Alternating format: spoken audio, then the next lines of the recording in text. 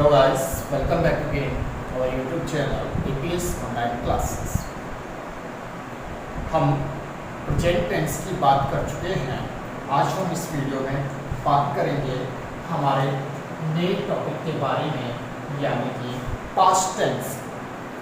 Past tense नाम से ही clear हो रहा है, नाम से ही डिफाइन होकर बात कर रहा है कि पास्ट का मतलब जो चीज़ें पास हो चुकी हैं, जो चीज़ें गुजर चुकी हैं या जो बातें पहले हो चुकी हैं, वो पास्ट टेंस की कैटेगरी में रखी जाती हैं। अब पास्ट टेंस और प्रेजेंट टेंस में कौन सा डिफरेंस था? तो पास्ट और प्रेजेंट को एक कॉमन सा वर्ड है जिसको हम आमतौर पे यूज करते हैं, जिसके बारे में हम सभी लगभग जानते हैं कि पास्ट और प्रेजेंट की जो पहचान है, दोनों को अगर अलग अलग किया जाए, दोनों को कैटेगराइज अगर किया जाए, तो दोनों के बीच में एक ही डिफरेंस है कि पास्ट टेंस में था, थे, थी जैसे शब्दों का यूज होता है और प्रेजेंट टेंस में है, हूँ, हो, हे, इस तरीके के शब्दों का इस्तेमाल होता है। आज हम बात कर रहे हैं पास्ट के फर्स्ट पार्ट, यानी कि पास्ट इंडेफिनिट टेंस की। अब मैं बात नहीं करूँगा ज़्यादा इंडेफिनिट क्या होता है, ये आप सब जानते हैं कि इंडेफिनिट का मतलब सीधा सा होता है अनिश्चित। इंडेफिनिट का मतलब क्या होता है? अनिश्चित, यानी कि जिसमें कार्य अनिश्चित हो और उस कार्य का समय अनिश्चित हो, वो इंडेफिनिट टेंस की कैटेगरी में आता है। ठीक है। अब अगर मैं इसकी पहचान के बारे में बात करूं, अगर मैं बात करता हूं इसकी डेफिनेशन के बारे में, तो पास्ट इंडेफिनिट की जो डेफिनेशन होती है, पास्ट इंडेफिनिट की जो पहचान होती है, वो कुछ इस तरीके की होती है कि ऐसा लगता है जैसे कि काम पूरा हो गया। अब इसमें दो पहचान है।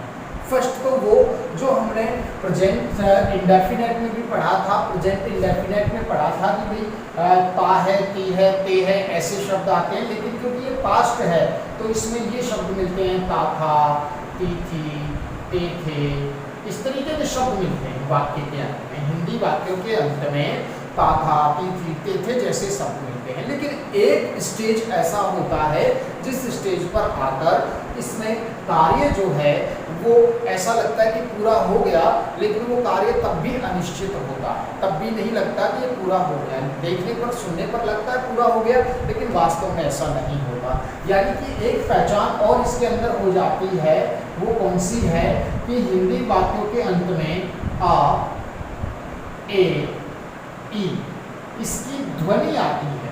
इसकी क्या आती है? ध्वनि, यानी कि साउंड आता है। किसका साउंड आता है? आ, ए, ई, इनका साउंड आता है, तो समझ लीजिए कि वो पास्ट इंडेफिनिट है।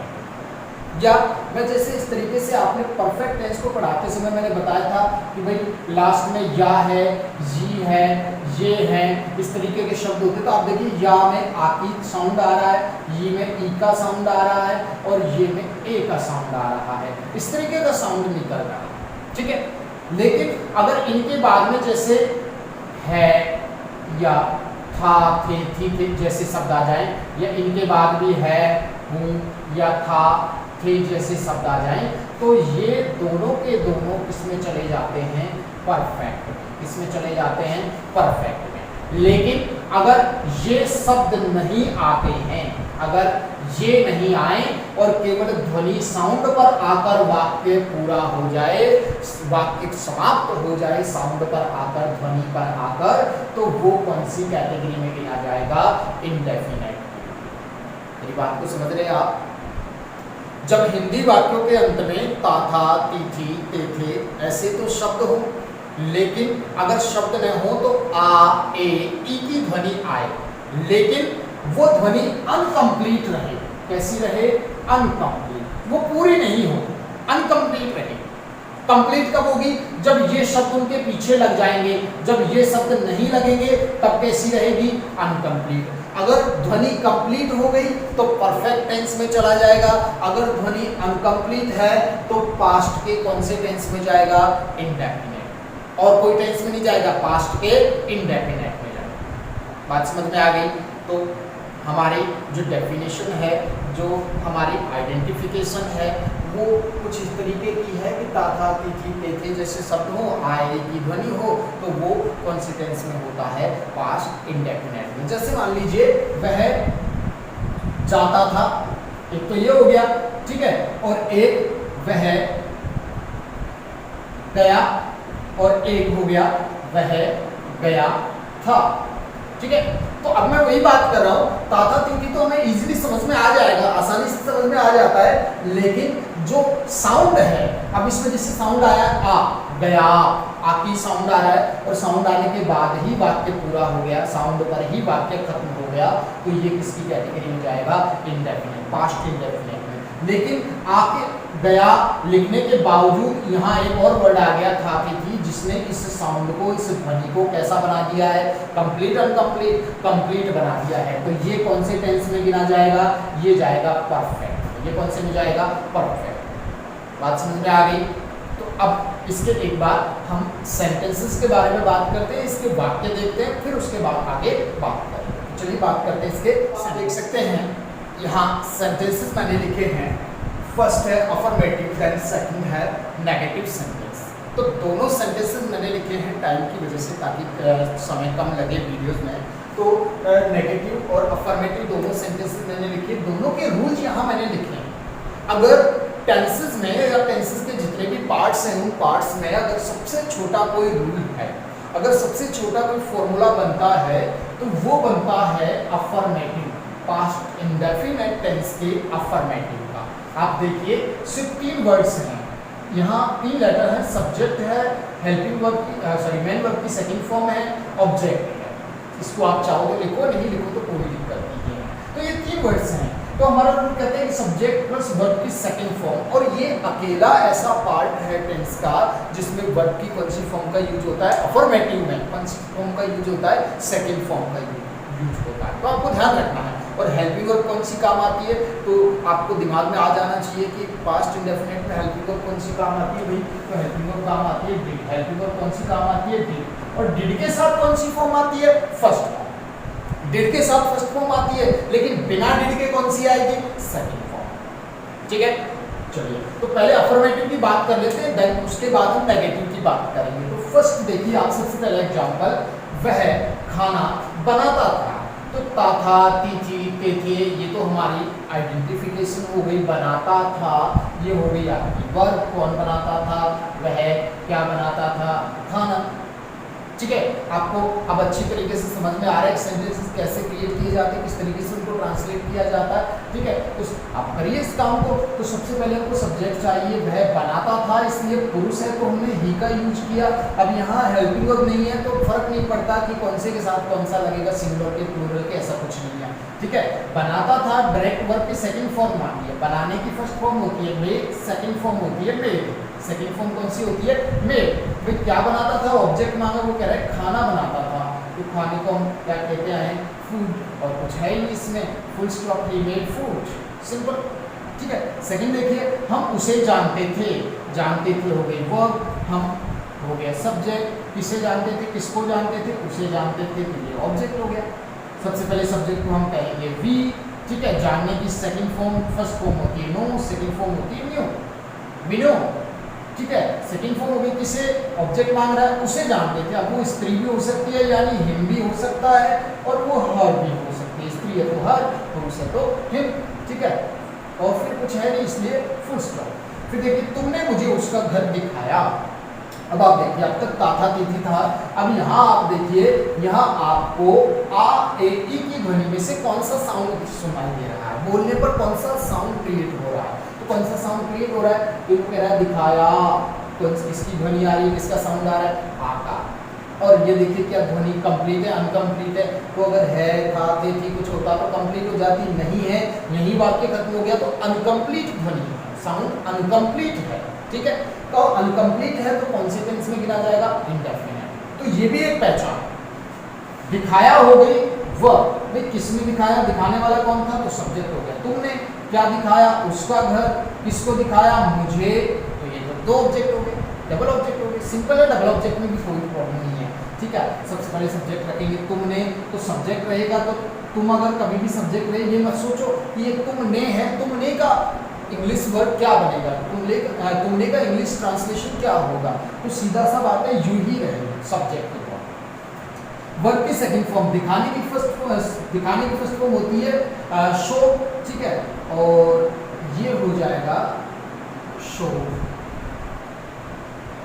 ठीक है, ये सेकंड फॉर्म यू शोड, ठीक है। अच्छा, क्या दिखाया? उसका घर। अब उसका स्त्री भी हो सकता है, पुरुष भी हो सकता है, तो मैं उसका पुरुष है तो हिज, स्त्री है तो हर, और घर को क्या कहूंगा? हाउस। अच्छा, अब डबल ऑब्जेक्ट है, मैंने आपको बताया था एक सजीव हो एक निर्जीव हो, तो पहले चाहे कोई सा भी लिखो, अगर सजीव लिखते हो तो भी और निर्जीव लिखते हो तो भी, आपको सजीव से पहले टू या फोर लगाना है, टू या फोर। अगर मान लीजिए सजीव का अर्थ अपने लिए हो रहा है, ठीक है, या आमने सामने की घटना के लिए हो रहा है, ऐसी घटना ऐसा काम जो आमने सामने होने पर होता है तो टू लगाइए, अगर नहीं होता है तो फोर लगाइए, ठीक है। तो मैं यहाँ मुझे दिखाया, तुमने मुझे तो आमने सामने रह के दिखाया होगा, तो टू लगाओ फोर लगाओ, तो मैं यहाँ टू लगा रहा हूँ, ठीक है। अच्छा, मुझे को मैं क्या कहूँगा? मी, you showed me her, sorry, you showed his या her house to me, तुमने मुझे उसका घर दिखाया। That's all, ठीक है। अब चलते हैं नेगेटिव सेंटेंस में। नेगेटिव सेंटेंस में और अफर्मेटिव सेंटेंस के रूल्स में आपको क्या डिफरेंस दिखाई दे रहा है?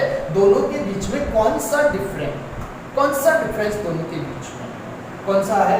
तो आप देखिए, यहाँ वर्ब की सेकंड फॉर्म का यूज हो रहा है, यहाँ वर्ब की फर्स्ट फॉर्म का, तो पहला डिफरेंस तो यही आ गया दोनों के बीच में। अच्छा, दूसरा अंतर क्या है? इसमें हेल्पिंग वर्ब का यूज नहीं हो रहा, लेकिन इसके अंदर हेल्पिंग वर्ब का यूज हो रहा है। कौन सी हेल्पिंग वर्ब का यूज हो रहा है? डिड का हो रहा है, और डिड के बाद क्या लग रहा है? Not. Did not plus verb की फर्स्ट फॉर्म, क्योंकि ये नेगेटिव सेंटेंस है, ठीक है। चलिए, अब इसमें क्योंकि ये सिंगल अकेली हेल्पिंग वर्ब है, तो सिंगुलर प्लूरल का कोई भी प्रॉब्लम इसके अंदर नहीं है। तो यहाँ देखिए, सबसे पहले कहता है कि जाता था, आपकी क्या हो गई? वर्ब हो गई। कौन जाता था? मैं। क्या या किसको जाता था? उसके घर को, ये ऑब्जेक्ट हो, ठीक है। आप देखिए, सब्जेक्ट कहता है कि मैं को सब्जेक्ट क्या कहेंगे हम? आई के साथ वो कह रहा है, फिर लगाइए आप डिड, फिर कह रहा है भाई नॉट लगाइए, तो हमने इसको नॉट लगाया क्योंकि ये नेगेटिव है। वर्ब की फर्स्ट फॉर्म, जाने की फर्स्ट फॉर्म क्या होती है? गो। अब देखिए कि आपके पास ऑब्जेक्ट है, बिल्कुल है, उसके घर, और गो वर्ब है, तो बताइए क्या लगेगा? तो आपसे कह रखा है क्या लगाना है? टू। उसके घर, उसका, वो स्त्री का भी घर हो सकता है, पुरुष का है तो हिज, स्त्री का है तो हर, और अब ये भी लिखा था घर का मतलब house. I did not go to his या हर हाउस। क्लियर? नेक्स्ट देखिए, राधा मुझे पैसे नहीं देती थी हो गई आपकी वर्ब। कौन नहीं देती थी? राधा। सब्जेक्ट क्या नहीं देती थी? पैसे। किसको नहीं देती थी? मुझे। डबल ऑब्जेक्ट हो गए ना, डबल ऑब्जेक्ट हो गए। तो चलिए इसको बनाते हैं। राधा आपका सब्जेक्ट हो गया, तो सब्जेक्ट को मेक कीजिए राधा। क्लियर? अच्छा, राधा के बाद डिड, फिर वो कह रहा है नॉट लगाइए, हमने यहाँ नॉट लगाया। फिर क्या कह रहा है? वर्ब की फर्स्ट फॉर्म, देने की फर्स्ट फॉर्म होती है गिव। देने की फर्स्ट फॉर्म क्या होती है? गिव। अच्छा, क्या नहीं देती थी भाई? वो कह रहा है पैसे नहीं देती थी, तो पैसे, यानी कि मैं यहाँ पे पैसे को मनी लिख रहा हूँ, मनी। अच्छा, एक सजीव एक निर्जीव है, सजीव निर्जीव हमने लिख दिया पैसे। अब मुझे को लिखना है, तो टू या फोर में से क्या लगाऊंगा? टू, और फिर मी, ये, ठीक है। क्लियर हुई बात? अब हम बात करते हैं इसके नेक्स्ट सेंटेंस। बकरियां यहां नहीं चरती थी हो गई आपकी वर्ब। कौन नहीं चरती थी? बकरियां। क्या, किसको? ऐसा कुछ है नहीं, इसमें एक वर्ड बचा है यहाँ, जिसको हमें एक्सेट्रा का यूज करना है, जिसको हमें अतिरिक्त शब्द के रूप में लगाना है, ठीक है।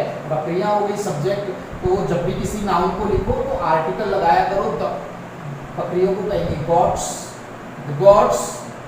The gods did. नॉट लगाना है इसके साथ। वर्ब की फर्स्ट फॉर्म, चरने की फर्स्ट फॉर्म होती है ग्रेज। अच्छा, अब कह रहा है कि भाई ऑब्जेक्ट लाओ, तो ऑब्जेक्ट कुछ है ही नहीं, तो फिर है यहाँ को कहते हैं हेयर, और कुछ बचा नहीं है तो फुल स्टॉप लगा देंगे। The gods did not graze here, the gods did not graze here, बकरियां यहाँ नहीं चलती थी। ठीक है, तो इस तरीके से आपका अफर्मेटिव और नेगेटिव सेंटेंस हो जाएगा। आपको दिमाग में क्या रखना है, हमको किस चीज की जरूरत है, हमको जरूरत इस चीज की है कि आपको ये ध्यान रखना है कि इसके अंदर इंडेफिनिट टेंस के अंदर हेल्पिंग वर्ब कौन सी काम आ रही है। इंडेफिनिट टेंस के अंदर हेल्पिंग वर्ब कौन सी काम आ रही है, सर हेल्पिंग वर्ब तो डिड काम आ रही है। हेल्पिंग वर्ब कौन सी काम आ रही है इसके अंदर, डिड काम आ रही है। अच्छा, और फिर डिड के साथ वर्ब की कौन सी form, first form main verb की। लेकिन अगर ये काम नहीं आती है, ये केवल नेगेटिव और इंटरोगेटिव में काम आती है, और अफर्मेटिव में वर्ब की केवल और केवल कौन सी फॉर्म काम आती है, सेकंड फॉर्म। तो ये चीजें हमको दिमाग में रखनी है। सर अफर्मेटिव में डिड काम नहीं आता, डिड की जगह वर्ब की कौन सी फॉर्म आती है, सेकंड फॉर्म आती है। क्लियर है बात? अच्छा, और बाकी में सर उसमें डिड और डिड के साथ में एमवी की मेन वर्ब की फर्स्ट फॉर्म का यूज करना है। क्लियर है बात? इतना सा कॉन्सेप्ट है इसका। क्या कॉन्सेप्ट है इसका? इसका कॉन्सेप्ट है कि डिड के साथ वर्ब की फर्स्ट फॉर्म लगेगी, और जहां डिड का यूज नहीं होगा वहां वर्ब की कौन सी फॉर्म लगेगी, सेकंड फॉर्म। क्लियर है? तो ये हमारे दोनों सेंटेंस क्लियर हुए। अब बात करते हैं तीसरे सेंटेंस के बारे में, यानी कि कौन सा सेंटेंस है तीसरा, इंटरोगेटिव। करेक्ट। चलिए बात करें हम इंटरोगेटिव सेंटेंस के बारे में, यानी कि प्रश्नवाचक बात। और जब बात प्रश्नवाचक की आती है या इंटरोगेटिव सेंटेंस की आती है, तो दिमाग में वही दो चीजें, सर एक तो हेल्पिंग वर्ब से बनता है इंटरोगेटिव तो, और एक किससे बनता है, WH वर्ब से। दो बातें हमारे दिमाग में आनी चाहिए। तो वही काम हमने किया है। यहाँ जो हमने रूल्स बनाए हैं वो फर्स्ट और सेकंड कैटेगराइज किए हैं। तो आप देखिए फर्स्ट वाले में हमने क्या किया कि डिड को बाहर ले आया, तो इसमें डिड की आवश्यकता है, हेल्पिंग वर्ब की आवश्यकता है, और इंडेफिनिट जो पास्ट का है उसमें हेल्पिंग वर्ब कौन सी होती है, डिड। तो हमने डिड को स्टार्टिंग में रख दिया है। क्यों? क्योंकि जो हमारा सेंटेंस है वो किससे स्टार्ट होगा, वो हेल्पिंग वर्ब से। तो did plus subject plus verb की first form object ETC plus question mark, या कह सकते हैं मार्क ऑफ इंटरोगेशन। ठीक है, इसी तरीके से ये हो गया WH वर्ड वाला। ठीक है, अब आप जानते हो कि किस सेंटेंस से कौन सा रूल लगाना है, कौन से सेंटेंस में कौन सा लगेगा, कौन से एग्जाम्पल में कौन सा लगेगा, ये बात आपको अच्छी तरीके से पता है। तो चलिए देखते हैं फर्स्ट वाला एग्जाम्पल। देखा, तो यही खत्म होगा। आ की ध्वनि आ रही, ध्वनि आ कर रुक गया है, तो ये आपकी वर्ब हो गई। अच्छा भाई, क्या देखा, रमेश को। किसने देखा, तुमने। ये क्या है, सब्जेक्ट।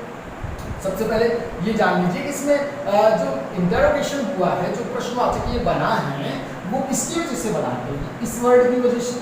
क्या ये स्टार्टिंग में तो हेल्पिंग वर्ब वाले से स्टार्ट करो या WH वर्ड वाले से। सर अगर स्टार्टिंग में क्या है तो किससे स्टार्ट होना चाहिए, हेल्पिंग वर्ब वाले से। तो फर्स्ट वाले को यूज करते हैं। सबसे पहले कह रहा है कि डिड लाएंगे, तो हमको यहाँ डिड लगा देना है बिना किसी से पूछे, हमको किसी भी पंडित से पूछना नहीं है कि हम यहाँ कौन सा लगाएंगे। क्यों? क्योंकि यहाँ किसी भी सिंगुलर या प्लूरल की आवश्यकता नहीं है, एक अकेली हेल्पिंग वर्ब है। अब हमारा सब्जेक्ट तुमने को क्या कहेंगे, यू। ठीक है, अब वर्ब की फर्स्ट फॉर्म देखना, देखने को कहते हैं सी, देखने को कहते हैं सी। अच्छा, अब क्या करें, अब ऑब्जेक्ट रमेश को, किसको देखा, टू रमेश। ठीक है, अब आप चाहो तो इसमें से इसको हटा सकते हो, ये Ramesh. Did you see Ramesh, और लास्ट में मार्क ऑफ इंटरोगेशन जो कि सबसे इंपॉर्टेंट है, डिड यू सी रमेश। ठीक है, अब देखिए, मैंने आज तुम्हारे लिए खाना क्यों बनाया, बनाया हो गई आपकी वर्ब। किसने बनाया, मैंने। क्या बनाया, खाना। किसको बनाया, तुमको, तुम्हारे लिए। वही बात है ना, तो ये एक्सेट्रा हो गया। अब यहाँ जो इंटरोगेशन आया है वो किसकी वजह से आया है, इसकी वजह से। और क्योंकि ये बीच में है सेंटेंस के, वाक्य के, तो इसीलिए हम इसको क्या कहेंगे, WH वर्ड। ये हमारी WH फैमिली से बिलोंग करता है। चलिए इसको स्टार्टिंग में ले आइए, क्यों को क्या कहते हैं, वाई। हेल्पिंग वर्ब क्या लगेगी, WH वर्ड के बाद डिड के बाद सब्जेक्ट। क्या है सब्जेक्ट, मैंने। मैं को क्या कहेंगे, आए। अच्छा, अब वर्ब की फर्स्ट फॉर्म लाइए। वर्ब क्या है, बनाना। बनाने को कहते हैं मेक, और मेक की फर्स्ट फॉर्म मेक ही होती है। ठीक है, अच्छा क्या बनाया, ऑब्जेक्ट खाना, फूड। अच्छा, अब इसमें दो ऑब्जेक्ट हैं, एक खाना और एक तुम्हारे लिए। चलिए कोई बात नहीं, दो है तो खाना हमने लिख ही दिया। अब फॉर या टू लगाना है, तो यहाँ ये शब्द आ रहा है तुम्हारे लिए आ रहा है, तो समझ लीजिए आपको फॉर लगाना है, ठीक है। और फिर तुम्हारे लिए यानी यू। अब तुम्हारे को यौवन नहीं कहेंगे, यौवन तब कहते हैं जब इसके बाद कोई संज्ञा होती, जब इसके बाद कोई नाउन होता। अब नाउन नहीं है। अच्छा, अब बचा है आज को हम क्या कहेंगे, टुडे। और लास्ट में mark of interrogation, why did I make food for you today. Clear. Next, Ganesh मुझे तुम्हारे बारे में कब बताता था। बताता था वह कौन, गणेश। सब्जेक्ट क्या, कुछ नहीं आ रहा, किसको, मुझे। ठीक, ये क्या है, ये ETC है। अच्छा, फिर ये क्या है, ये WH वर्ड है जिसके कारण इंटरोगेशन में आया है। अच्छा, कब को क्या कहते हैं, when। हेल्पिंग वर्ब कौन सी आएगी, did। अब सब्जेक्ट क्या है, गणेश, ठीक है। अच्छा, बताता था, बताने को कहते हैं टेल। क्लियर। अच्छा, अब वर्ब की फर्स्ट फॉर्म के बाद ऑब्जेक्ट मुझे, मी। फिर तुम्हारे बारे में बारे को कहेंगे अबाउट, ठीक है। और तुम्हारे को क्या कहेंगे, यू, क्योंकि इसके बाद नाउन होती तो यौवर होता, नाउन संज्ञा नहीं है इसलिए यू आएगा।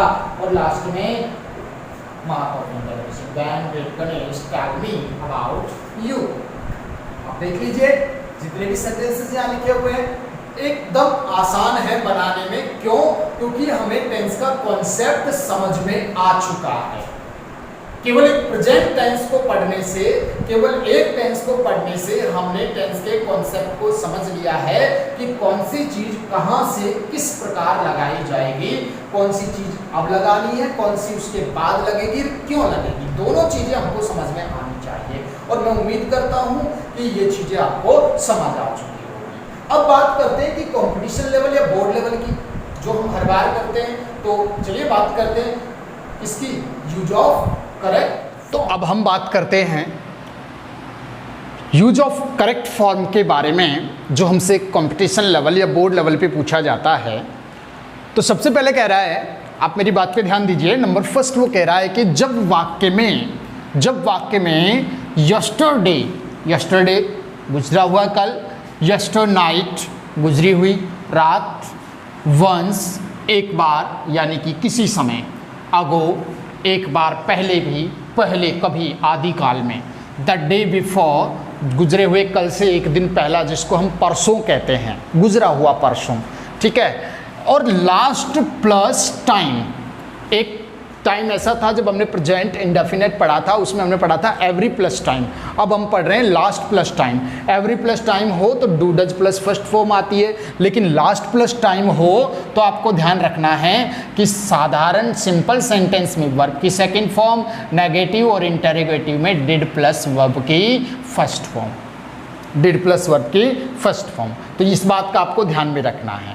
तो जब वाक्य में yesterday, yester night, once, ago, the day before, last plus time हो तो आपको जो ब्लैंक दिया हुआ होता है या जो ऑप्शंस दिए हुए होते हैं उनमें से इन वाले ऑप्शंस को चुनना है। करेक्ट, पहली बात क्लियर हुई। नंबर सेकंड, जब वाक्य में कोई ऐसा शब्द हो जो भूतकाल की तरफ इशारा करे, the word which indicates to past, to the past, ऐसा शब्द जो किसकी तरफ इशारा करे, भूतकाल की तरफ इशारा करे, तो समझ जाना चाहिए कि वहाँ भी हमको वर्ब की सेकंड फॉर्म या डिड प्लस फर्स्ट फॉर्म का यूज करना है। अब ऐसा शब्द जैसे मान लीजिए रामचरितमानस किन्होंने लिखी थी, तुलसीदास जी ने लिखी थी, तो तुलसीदास जी और रामचरितमानस दोनों कैसे हैं, पास्ट हैं। भारत किस समय में आज़ाद हुआ था, तो 1947, 1947, 2019 अभी प्रेजेंट में जो भी ईयर चल रहा है उससे गुजरा हुआ जो लास्ट ईयर था वो हमारे लिए पास्ट है। अगर उसकी बात होती है तो वो किसकी तरफ इशारा करता है, पास्ट की तरफ, भूतकाल की। नेक्स्ट, जब वाक्य में ऐतिहासिक बात या आदत या घटना का जिक्र हो। अब जो ये आदत या जो घटना है, ये दोनों घटना या आदत कैसे काल की होंगी, भूतकाल की। जैसे ऐसी आदत जो पहले होती थी लेकिन अब नहीं है, भूतकाल में थी वर्तमान में नहीं थी। तो जैसे मैं जवानी में क्रिकेट खेला करता था, मैं बचपन में फुटबॉल खेला करता था, तो ये घटनाएं बचपन में होती थी, जवानी में होती थी, अभी इसका मतलब नहीं हो रही हैं। क्लियर। नेक्स्ट, शर्त वाले वाक्य। एक हमने पढ़ा था प्रेजेंट इंडेफिनेट में शर्त वाला वाक्य, एक हम पढ़ रहे हैं पास्ट इंडेफिनेट टेंस में। प्रेजेंट इंडेफिनेट टेंस और पास्ट इंडेफिनेट में क्या फ़र्क है? वो टाइप 1 था, ये टाइप सेकंड दूसरा टाइप है। दूसरे टाइप का मतलब उसमें क्या था, कंडीशनल सेंटेंस का मतलब होता है जैसे सेंटेंस में इफ़ हो, उसके बाद एक सेंटेंस, फिर उसके बाद एक वाक्य, तो 2 सेंटेंस हो गए। तो जिस वाक्य में इफ़ होता था वो कंडीशनल होता था, शर्त वाला, और जो कॉमा लग के दूसरा होता था उसको रिजल्ट कहते थे, परिणाम, शर्त का परिणाम। एक में कंडीशन, दूसरी में रिजल्ट। ठीक है। तो इस वाले वाक्य में अगर शैल या विल होता, शैल या विल प्लस वर्ब की कौन सी फॉर्म होती? First form. तो इधर हमको क्या लगाना था? वर्ब की फर्स्ट फॉर्म, या वर्ब की फर्स्ट फॉर्म के क्या लगाना था? एस या ईएस। ये प्रेजेंट इंडेफिनेट टेंस का। अब इसी का पास्ट बना लो। शैल का पास्ट क्या हो जाता है? शुड हो जाता है, और विल का क्या हो जाता है? वुड हो जाता है, प्लस वर्ब की फर्स्ट फॉर्म।